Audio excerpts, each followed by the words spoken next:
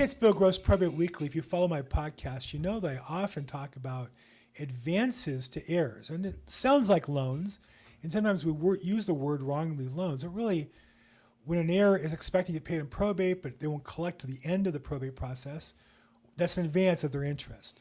Separate from that, there are times where a loan's required for the probate estate to manage the affairs of the probate. And I'm really excited to have today a friend of a friend. I mean, he's become a friend, but I met him through a friend of the program, Kevin Sales, who's a title rep, shout out, lawyer's title in Los Angeles, a longtime friend of Kevin's, and who I'm a longtime friend with, but we'd never met until recently, Justin Aldi of HCS Equity. Justin, thanks for joining us today. Thank you for having me, Bill. What's the most common problem that people have that turns them to call you or somebody like you to get a loan in a probate situation?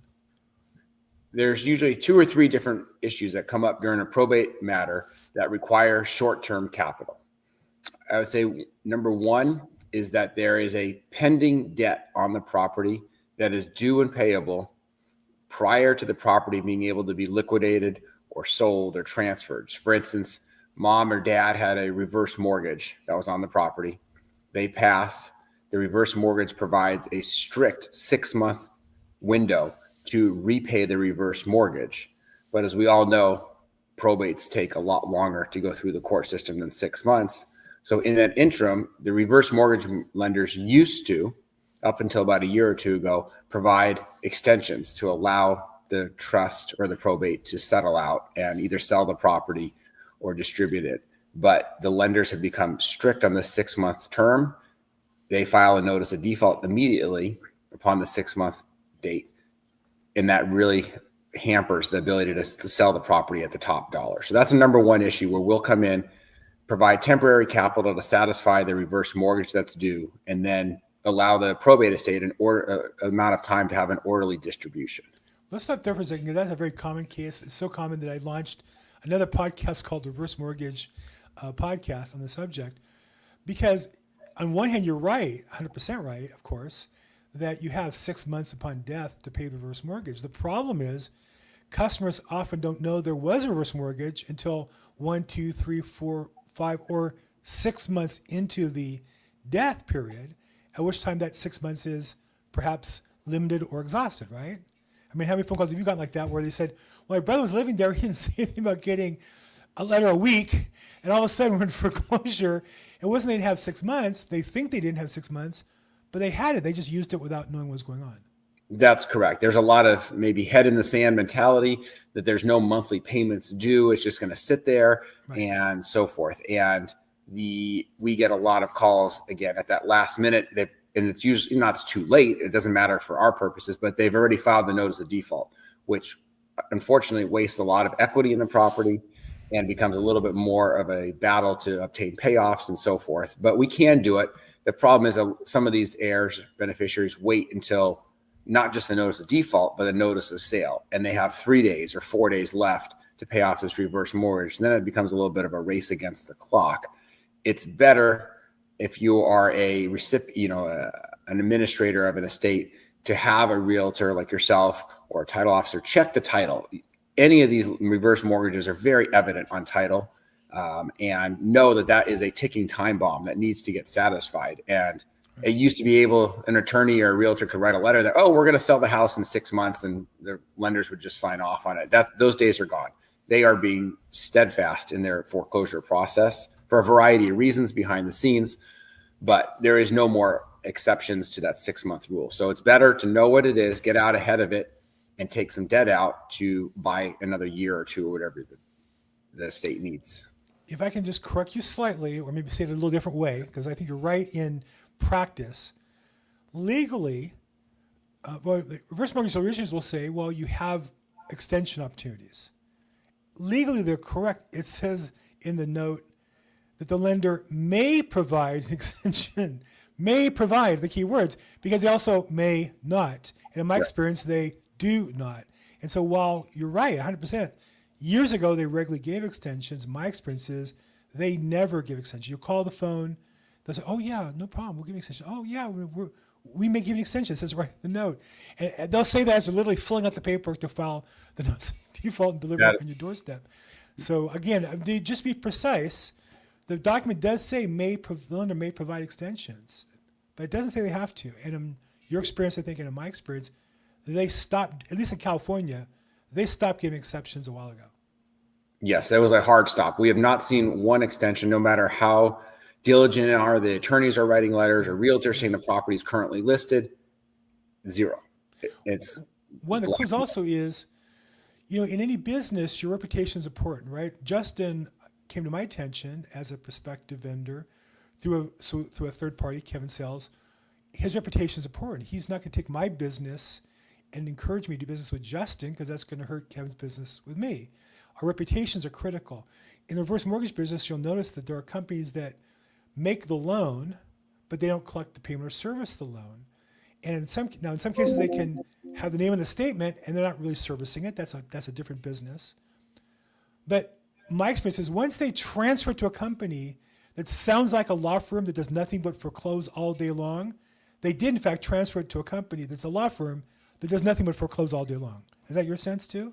Yes. Once it's past that bridge, or filing the notice of default, or getting close, and again, some kind of attorney firm trustee service takes over, they are there to collect the debt, and there's no turning back the clock then. So the only solution is to pay them off, and they are not usually Johnny on the spot with coming up with payoffs and stopping the foreclosure. It's a hassle to get payoffs from these companies, and there's a monopoly on them. There's only a few of these companies that handle, seems like, all the foreclosures for reverse mortgages, and customer service is not their name of the game. So leave yourself a little time. If you know there's a reverse mortgage, plan accordingly is basically the plan. You should know their customer is not the borrower. Their customer is the investor who just wants them to get as much fees and income as they can. There's the business. Now, I think the other problem with these, and I'm sure this is where you deal with all the time also, is even if the case warrants a loan to pay off and stop the foreclosure, you really can't make the loan until you know who's in charge of the estate, meaning you either need somebody to be approved with letters, or at least temporary letters, or some sort of court order, in order to empower somebody. If it's a probate case and the title's in the decedent's name, you need to know who you're lending your money to, right?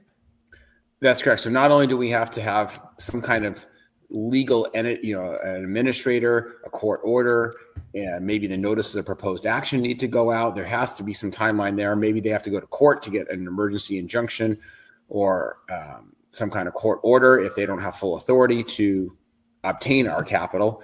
And then number two is, we need to make sure that there is enough equity left in the property, that mom and dad didn't run the reverse mortgage up for 30 years and the reverse mortgage is at 95% of the value of the property. That's a situation where we can't help with. We need to make sure that reverse mortgage, that there's a cushion of 30, 40% equity left in the property. And secondly, we need to make sure that whoever takes over this property, if one of the beneficiaries has a plan to pay us off. So they might be awarded the property in the final disposition, but they're also inheriting the property with my loan on it, which if they don't have the means to refinance into a traditional loan, or maybe they want to fix it up and sell the property, that's fine. But they have to have a game plan in mind, because my loan is not a long-term solution. My loan is a Band-Aid to fix the problem, get them through the probate process, but then they have to have a long-term plan to refinance again into a traditional loan. They need to have, their credit checked, their income checked, or maybe they're going to sell the property once they inherit the house. But there has to be a plan in place, because just getting into my loan doesn't really solve a long-term solution. It's just a Band-Aid, but it provides flexibility to, maybe they need to fix up their credit. Maybe they need to fix up the house to get it into financing condition. So there's tools there. And we have flexible terms during the probate process. If there's enough equity in the property, since we're a very small firm, we can custom tailor loans that don't have payments due, that have extra capital being provided to the estate to fix up the house. There's all types of options that we can provide. One of the things I've learned in playing in your space a little bit is that the players are critical, meaning oftentimes I'll get a customer calling me and they pick some attorney out of the phone book, or some random attorney who does DUIs and divorces and one probate a year, and they're up against the wall in the foreclosure, and I don't really know them even that well. Maybe they heard a podcast or something, And, I want to say to them, look, we're going to have to all work together. And your attorney's been dragging on this. I find this regularly. It's been 3-4 months. And the petition got continued. That's why you have the problem. You should have already gotten approval and been able to sell the property in a timely manner. You open to changing horses as far as the attorney. I can say that to a client where an attorney can't, because they can't solicit somebody who's under contract to change. I would imagine as a lender, at some point you need to vet the attorney, because if they're not able to manage the process legally, you're stuck with the liability that you can't get out of. Or you're not lending this money, I don't believe, to foreclose. You're lending it to get paid back through your Band-Aid short-term financing. Or are you agnostic? Do you not care? And if they don't manage it, you'll foreclose as well? No, I don't think you're going to find too many lenders nowadays, private lenders like myself or any of my competitors, that are interested or have any motive to take back a property. Our motive is to collect, and our business model is, I think I speak for all lenders, to collect our monthly payment, our monthly interest, whether it's monthly or at the end of the term, make some money up front, but not take the property. Taking a property back is the last thing that we want to do. There's too much hair on it. There's too much work. There's too much drama. We don't want to take a family home back.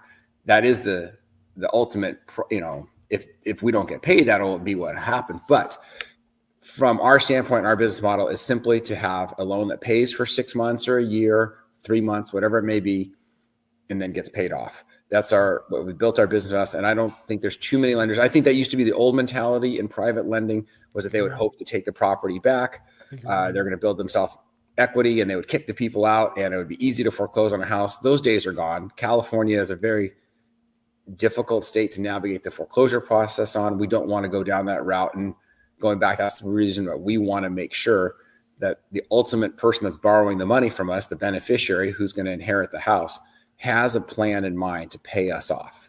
Right. If they have horrible credit, they have no income, no job, and no goal of selling the property in a timely fashion, it's probably not the right avenue to go down to get another loan that's just going to eat up more equity and then be facing this foreclosure process with a private lender in 6 months or whatever. So that's why we focus on the long term of having a takeout plan for the beneficiaries to put everybody in a better situation, and working. If it is going to be a sale of the property, then we need to know why they haven't sold the property yet. It's possible that it's held up in court, that there's problems. But if they have a game plan to sell the property, who are they working with? Which realtor? What do they expect to sell it for? What do they need to do to the house to sell it? And what's the timeline involved? So we kind of check all those boxes to make sure it all adds up. We do not have any intention of taking a property. And if we feel if that liability is too much, that we are looking like that's going to be a dead end game, we won't do the loan. It's just not worth putting people out of their house for that. As a real estate agent, if they don't sell, they don't get paid either. So for me, I've definitely gotten more clear on, hey, if we're going to do this, you should be out of the property before we fund the loan. Because the second we fund the loan, we're going to start marketing the property. We need you out to get the best value for the property. You want the equity that we're going to get by selling it for top dollar. If you're in it, yes, we can sell it around you. Yes, we can work showings and inspections and open houses around you. But oftentimes it just doesn't work. And so I try to vet people. And if I find they don't want to cooperate at that level, if they need some money to move out, we could even in the loan sometimes give them some move out money. We've done that. We've bought people land in a trailer to move them out of the property, and then we've marketed at full dollar. But the days of being able to force somebody at the risk of foreclosure, those days are over. Like nobody wants. No lender wants that, or realtor wants to deal with getting people out of a house that are unwilling to move. It's a messy situation. In California, especially California and certain jurisdictions are even worse within California. So LA County. Not interested in doing that. So not to badmouth the county I live in, but LA County probably is as bad as it. It's just ridiculous. I mean, yeah, well, you'll be lucky if you don't get foreclosed on your house because you're trying to foreclose on some deadbeat drug dealer in a property you own. Okay, so that's the most common scenario. I see. I'm sorry. So another scenario would be when capital is needed on maybe a little bit of a smaller basis. If they don't have a large mortgage, a lot of these properties are owned free and clear for generations. So, but the properties are in disrepair, and it may be a small amount of capital, 50 grand to 75 grand, will not only bring the property back up into sellable standards, but actually magnify that and get a better sales price. And Bill, you can probably comment on this, how much 30 or 50 grand can go towards a house to change it from a house that's going to be bought by a flipper, a rehab company at a wholesale value versus putting in 40 or 50, 60 grand and selling it to a retail buyer and maximizing the sales price. And we can provide a small loan as $30,000 by Department of Real Estate standards up to X amount. It doesn't matter there, but that little bit of capital can go a long, long way with helping with your job of selling that property. So let's talk about that a little bit, because I'm at the other end of that camp. I literally had a longtime friend call me today, an investor, approaching whether he wants to do some sort of rehab and resale program. And I just said, we do use money for security, like gates, for evictions, for other, safety issues. You need to make the property so you can sell it. So whatever that means safely. But in many cases, I find that either it's a fiduciary or it's an heir or petitioner, administrator, executor, they can't invest that money and get a return on investment that's positive. Yes, I'll sell for more. At least that's my experience. So tell me, so you're obviously in the other camp, and I'm not saying I'm right and you're wrong. I can only go off of the examples that I deal with and the cards that I'm played. Give me a scenario or two where people have borrowed money and rehabbed, and you felt I guess the other truth is, it doesn't matter if they actually net more money. If they feel good about it, and it's their money, and you get paid back, then you're making them happy. So what difference does it make? No, I don't think we're talking about, I think what I'm talking about is taking a house that is literally unfinanceable. Mom and dad were hoarders. Mm-hmm. There's 7 dilapidated cars, broken windows, yes, missing kitchen cabinets, just a disaster. We're taking that house and barely making it financeable, taking the cars out, mowing the lawn, fixing the broken windows, changing the locks, those type of $30,000 to $50,000 repairs to hopefully bring that house into conventional financeable standards. Now, if the house is completely, there's no flooring, there's been mold and dry rot, yes, that house should be just bolted shut, sold to an investor that's going to buy it for cash, and it is what it is. We are not talking about doing a full rehab on these houses but if it's a matter of a coat of paint, putting in some fresh carpeting, and we have multiple beneficiaries that would benefit from an extra $50,000, $100,000 off the sales price, that might go a long way. But it's mostly the bare minimum to get these houses into financeable standards is what it is. I do find the family members always like to hear that scenario. And sometimes I feel like, part of business is giving people what they want, whether I like it or not, right? If I was a vegetarian, could I, work as a waiter at a steakhouse? Well, yeah. If the people are happy, I don't have to eat the steak. I just have to serve it and make them happy, right? So I feel like in real estate, there'll be people tell me, "Oh, we know that if we put in $50,000, we'll get $100,000 more for the house." And I'll say, "Oh, well, okay, it's your money and you can afford it. Have at it." If they ask my opinion, I'll give it to them, but I'm not going to argue with them about it because, in some regards, they're the customer. I give them my opinion and they can take it or not. But it also might be geography where you are, because if you're in a lower income area, it's hard to make those numbers work. If you're in a higher income area, I think there's more bandwidth for somebody to go from $1.1 million up to $2 million. I think with the house, and if you can just get it into 1150 and it's a little prettier and a little nicer, they're going to buy it and put the extra time and effort into it. I think, that's some of it. Most of it is just the bare maintenance. Like I said, just security, getting some gardeners out there to trim everything back, getting the cars gone, fixing the broken windows, and spending a minimal amount just to get the house even presentable. But if it's too far gone, then you're right. Then you're stuck. You're not stuck. You're just going to appeal to an investor base and hopefully have a bidding war from the multiple people that are out there flipping homes. And agents don't ever realize you have multiple cars. Oftentimes they have gasoline in them. They have batteries in them in many cases that are still operable. Those are fire hazards. You have overgrown weeds. Right, you have to pay for it. The estate, even though they might be selling the house, it might be a drawn out process. During that time, the estate's going to need money for insurance. Yep. They're going to need money for property taxes. Yep. They're going to need money for some maintenance on the house. Water, power, to sell pest control, power on, to test the electrical, test the water systems. Yeah. 100%. Right. So there's going to be some bills, legal bills during that time. Some attorneys want their money up front, especially if it's a contested estate and there's heirs that are arguing among each other. These things can drag out, as you know, for quite a while. So those are the short-term loans that are relatively small dollar amounts we can forego payments on those loans until the estate is settled. So that helps with the cash flow. Evictions is another reason. Sometimes you need money to pay people to leave. Sometimes that's the easiest way to get people out of a house is simply to do cash for keys, especially in some of these jurisdictions. Right. As you know, you have uncooperative tenants that might need the eviction process. So that takes months and a lot of legal fees, or cash for keys again for these people. So a variety of reasons when this estate is in a distressed condition, we can come in and relieve some of that with some short-term capital. The other, it's like cash for keys you mentioned. I'm thinking, years ago I did cash for keys. I would give people, I would advance on behalf of my client. I had a separate credit card just for this. Credit line on my bank account, so I could track it. Because I found if I didn't keep it separate, I didn't track it the same. And I advanced $2,000, $3,000. Now cash for keys is $20,000, $50,000. I've had requests for $100,000. I'm not advancing that money. That's more of my real estate commission on a deal. So those days are over. It does require a loan. In some cases, it makes sense. If you can get a house sold vacant, you can enhance the value of the house by, in some markets, in Tarzana, and a house that's worth $1 million will only sell for $800,000 with a problem tenant. If you get the client out for $50,000 or so, you've made the state a lot of money. We've seen as more jurisdictions get involved on rent control, we've seen more and more of a delta between an occupied house and a vacant house, that even investors, flippers, a lot of them are unwilling to take the risk of having an uncooperative tenant.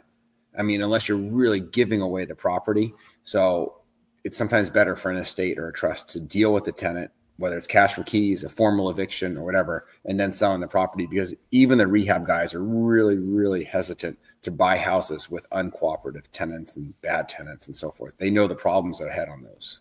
So. As a listing agent, I don't really care, but I have to say, not only are you right, the ones who are buying the properties are probably paying too much. They're paying too little of a delta for taking on a tenant, even a good tenant, because with rent control now, you're never going to get inside the property. You never get the return on the value that it's worth. And as a listing agent, I'm often surprised at the prices people will pay for property with a tenant situation in there. And in some cases, I've lined out all the facts. And if you read it, it's obvious the tenant's militant. It's like, do you really want to buy property with a guy who's doing all this stuff? And they do. Well, that's a risk that's, I don't think, is worth it for a lot of these investors. And I don't know if it's a desperation to buy properties, or they're just not aware of the how difficult it is in a lot of these cities and how many rights tenants have and how much help they have from nonprofits and tenant right organizations and so forth to help them protect their rights in the property. And the landlord or potential buyer is going to be the one facing real legal bills to get them out and does not have the law on their side.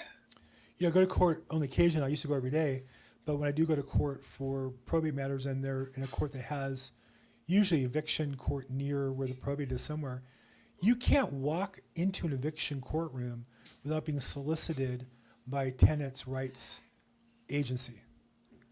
There's so many of them. You don't have anybody, soliciting you for anything else. And you're not even allowed to solicit in the courtroom. In the court building, it's technically violates the rules, but somehow they allow them, and there's multiple, and they all wear uniform. They wear like a uniform polo shirt. I am not aware of that. You can't even get into the door without at least one. Now, if you dress like an attorney, they're not going to ask you. But if you look like a tenant, if you dress casually or whatever, you cannot get in the door without being solicited at least once. It's just that's how many there are. I don't think people understand how. Now this is LA County. I don't think people understand how far we've gone on that area. And like I said, I see people buy properties, and I sometimes shake my head. But my job's to sell it for my seller, so I don't want to say I don't care. It's my job not to care about the result. But as a human being, I just feel like, I hate to see it happen. So. Most people that are buying these things on the discount with the tenants involved are considered real estate investors, property professionals, and it's a business, and they know the risks. So So one of the other occasions that I get involved with loans is when there's multiple heirs. Let's say a house you will use a round number, $1 million. There's 3 heirs, each inherit a third, $332,000, but none of them have cash to buy out the others. Let's say there's no other cash assets. And so unless one can pay out the other two, it forces the sale. but there are occasions where one wants to keep the property and they use a loan to, at least on paper, buy out the other party or two parties. And then once it's transferred to them personally, they can get a conventional loan and pay off the estate loan that looks like a bridge loan. Do you do that product? Is that a case that you get involved with? Yeah, that is our bread and butter. This is not only for probate estates, but for trusts that have been irrevocable. It used to be under Prop 58 and now under Prop 19 as of 3-4 years ago. The Prop 19 dictates that the heirs, the beneficiaries, the children, are able to buy each other out. It's what's called a non-pro rata distribution. They're able to buy each other out. As in your example, the $1 million, we will come in and finance $666,000. The one beneficiary that wants to retain the property, there's very narrow rules under Prop 19 of when they're able to absorb the tax base from mom and dad. Mom and dad had to live in the property upon death or prior to death.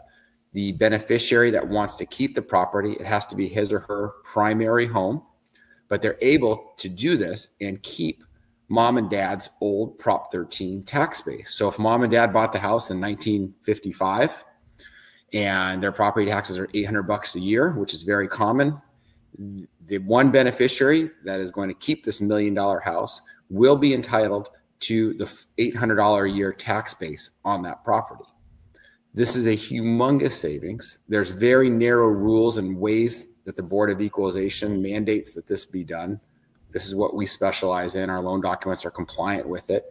So what we'll do is we will come in and provide a loan to the trust or the estate under the name of the estate or the trust, under the tax ID number of each entity. The money will go into the estate bank account. Then upon disposition of the property, the heirs will get their $333,000 each in your example, and the other heir will get the deed to the property subject to our loan.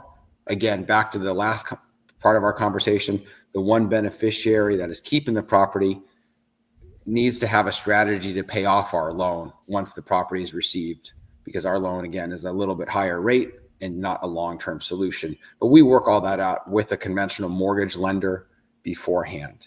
Right. One big advantage to Prop 19, and even though it took away tons and tons of opportunities to keep the property tax basis on commercial properties and rental properties and got a whole host of other things, the other side of Prop 19, which really is effective and you can utilize both sides. Number one, you inherit the property, you inherit the tax base, but then there's something called the portability issue of Prop 19.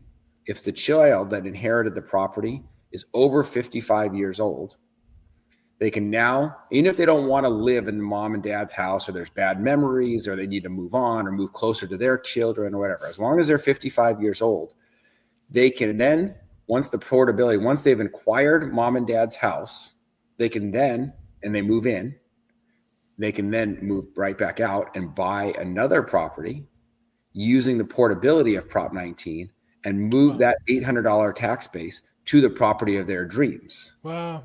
So there's no time limit under Prop 19 on how long the inherited property needs to be owner occupied. They can live there for one day.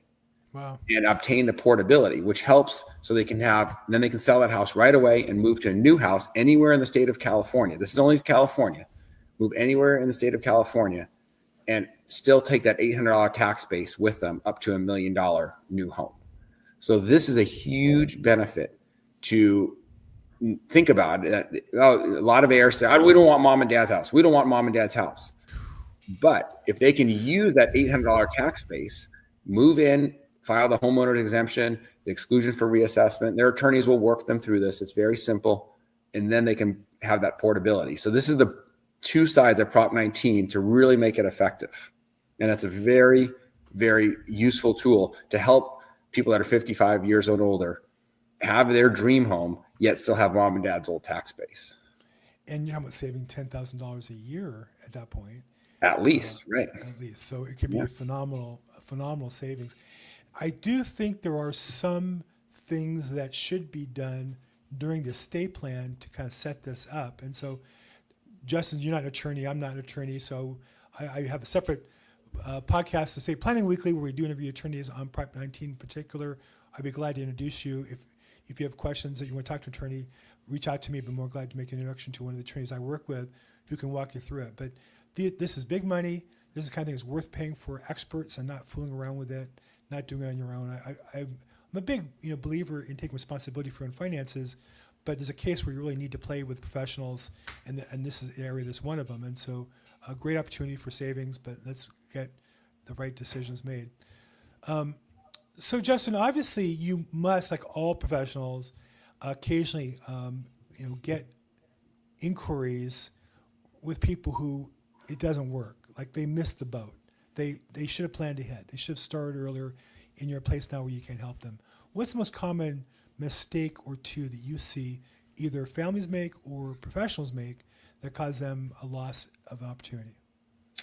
Most common mistake I would see is the ignorance of the rules of Prop 19 or the former Prop 58, which means that beneficiaries have gone to an attorney, possibly that's not as up to speed on the nuances of Prop 19, or they've gone to an inexperienced realtor or an inexperienced, most importantly, mortgage broker, banker, maybe even when a mortgage person that works at a large national bank that's not knowledgeable about the nuances of Prop 13 and Prop 19.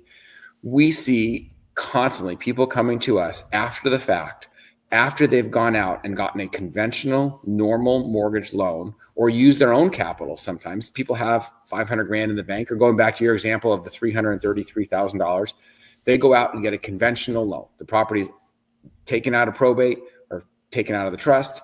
They get the deed, they put it in their name, then they go out and pay off their siblings, or they use their own money to pay off the siblings and think, why do I need to get a loan? I have $1 million in the bank. I'm going to pay off my 2 siblings. You can't do that.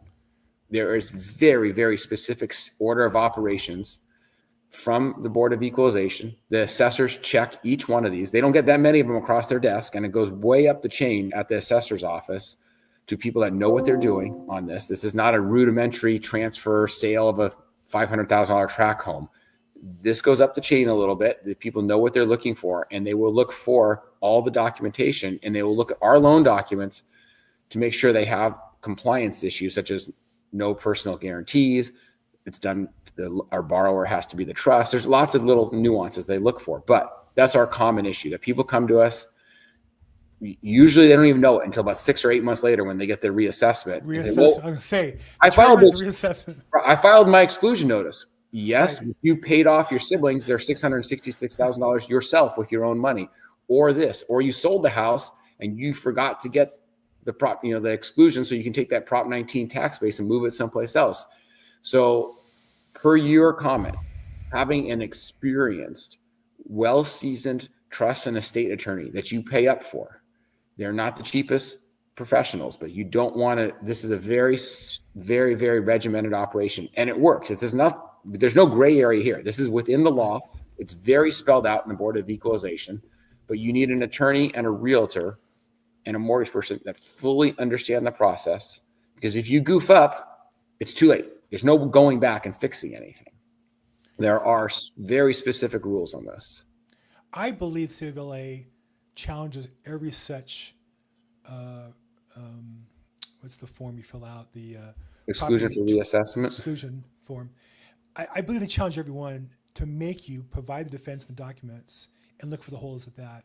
Because even people who go through attorneys, I've read a couple attorneys, they get that notice in the mail anyhow, and then they respond and they provide the documents and package and it goes away. But you're right. Customers assume because they filed the form when they closed escrow on the mortgage or the purchase or whatever it was, they assume, well, I filed the form. Didn't the county just take what I do and run with it? Well, no. They're looking for money, and if they smell it on you, they're going to go after it. That's their business. That's what they do. And so that's great advice. That's the number one problem. We get it after the fact, or we get mortgage brokers or attorneys will stop a mortgage broker sometimes at the last, a traditional mortgage broker, banker at the last minute. Say, no, you can't do the loan. And you cannot do the type of loans that qualify for this through any type of traditional mortgage lender. You'd have to have a specialized lender that knows what they're doing on this and has the correct certified documents that have been checked by the Board of Equalization. So, not to toot our own horn, but we are one of the leading providers of this in the state. So, that's a number one issue. And I think a number two issue is that we see a lot of people that are administrators of the estate that are trying to do too much on their own and avoiding the assistance of a professional, getting professional legal advice and trying to do stuff on their own, whether that's using an online legal service type of thing where you have to do all your own stuff, or trying to go into probate court on your own, and really goofing up the process. Just try to save the attorney's fees and or the real estate fees, or trying to sell a house while it's, themselves at the administrator. It's a disaster. There's too many landmines to step on that you can't undo once you've gone across that bridge. I agree. When somebody's on their own, on the legal side, I just tell them I really can't help them because I don't get paid unless everything gets done. And I'm in business. I'm glad to answer questions and be of assistance, but to spend the time listing a property, getting an escrow, the notices, and there's procedures you have to go through. If they're not going to do it properly, then it's just going to be a mess. And I'm all for saving money, but sometimes saving money is getting the best professional to do it properly, not doing on your own improperly and delaying and having other issues that come up. I've seen people on their own delay long enough that some sibling pops out of nowhere and objects. Now you're into a contested probate rather than a simple one that could have been done early on. So let's talk a little bit. Let's shift a little bit from kind of the business to consumer to business. I know, when I asked the question, most of your business comes from other professionals, whether it be attorneys, title representatives, real estate agents. Talk a little bit about your business development process and what you've done in order to be successful. We have become a leading provider of trust and estate lending and real estate lending within the legal community. And it's been a good 25 years that we've been in this market. We've been developing our connections within different bar associations throughout California. We're very active in the Fiduciary Association of California. We have many court-appointed conservators and other state-type county agencies that work with elderly people or deceased estates that need capital. So we're a very small operation. It's myself and a couple partners. We know what we're doing. We stay in our lane within the legal community. And I think that attorneys appreciate our expertise within the Prop 19 world and within the trust and estate lending world. We understand what we're doing. We have fellow partnerships with somebody like Kevin Sales. That's a key partner in helping with title issues and an escrow department that we don't own it. We have an escrow company that we've been working with for 25 plus years. So it's just a long-term, steady involvement within the local real community, that not the local community, all of the legal community throughout California, and that we control our own funds. So if we feel confident in a particular situation, we will lend on it. So that is the bread and butter of our business. We are not a nationwide lender. We lend strictly in California. We lend only in situations where we feel comfortable with the players involved and with the end game of whether that's going to be a sale of the property or refinance or something of that case. So, and that's it. We just run a good old-fashioned business. We charge fair rates and fair points, and are very happy to work with attorneys and trustees and administrators that are aligned with our goal of getting the house and the loan paid off.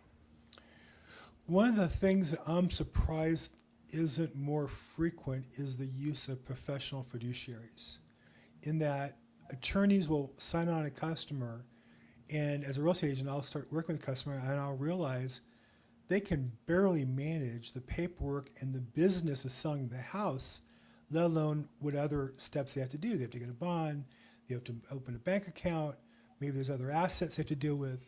And so increasingly my business has been either with fiduciaries and or pushing attorneys to allow their customer to have a fiduciary, to get the customer out of the business that they don't really know how to run or want to run in many cases.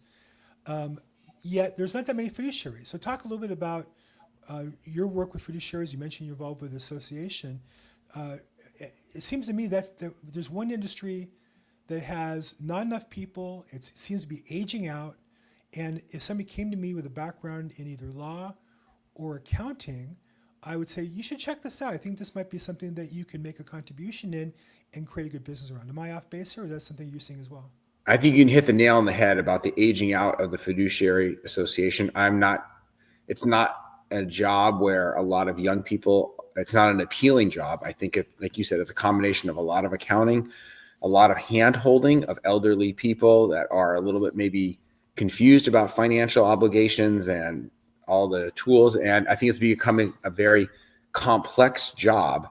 Just imagine walking into somebody's life, dead or alive, and trying to get even a simple thing as access to their mortgage account online, or access to their bank accounts, and online access to this. And you've done it yourself. We all have, trying to call a nationwide company, an insurance company or a lender or a bank, and saying, I'm now the fiduciary in charge of this. And you're speaking with somebody overseas possibly, or AI nowadays.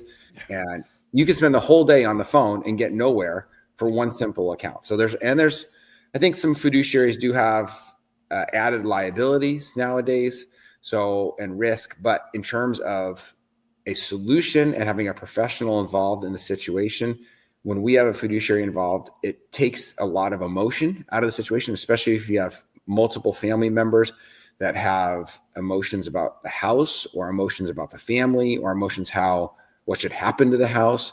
And it puts it into more of a business perspective. The fiduciary has a obligation to treat everybody, obviously in their fiduciary capacity, but they don't have emotions involved. And once you remove emotions from the equation, oftentimes the results are much more fair and accurate results of what should happen. So, whether it's spending money in the house or not spending money on the house, or whether it's doing this or doing that, a fiduciary is going to look at it from a business standpoint, right, and make a unemotional decision, and probably stop a lot of the bickering and the legal fees between heirs sometimes, or minimize it, or push through it.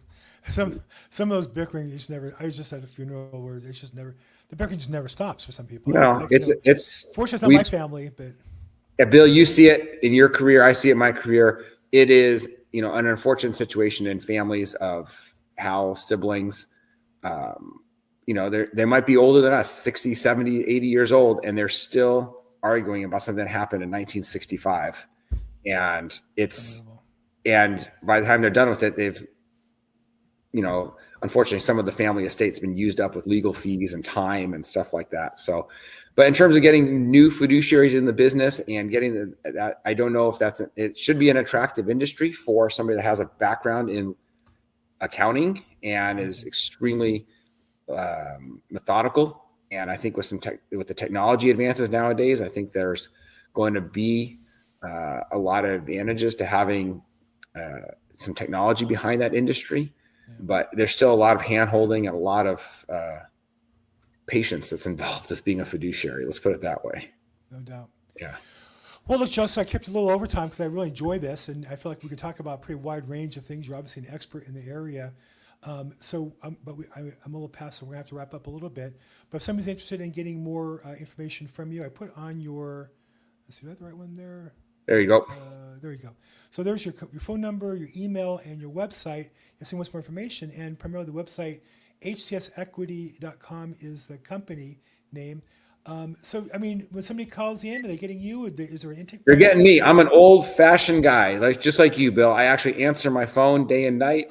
Send me an email. I answer every email. They're not getting AI. They're not getting a receptionist. That's my cell phone number right there.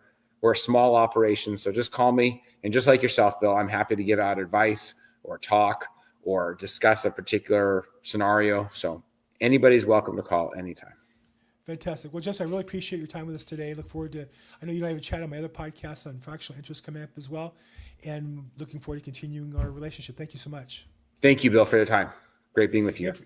And for everybody else, this is Probate Weekly. We get together every week with professionals in the industry, oftentimes probate attorneys, but also vendors to help us be more productive. You can continue the conversation on our Facebook group. Probate Weekly is a Facebook group. You can put questions there. If you're looking for referrals for attorneys, for real estate agents, for loans in other states, feel free to participate there as well. If I can help anyway, I'm at Bill Gross Probate on social media. And as always, make today your best day ever. Thanks so much.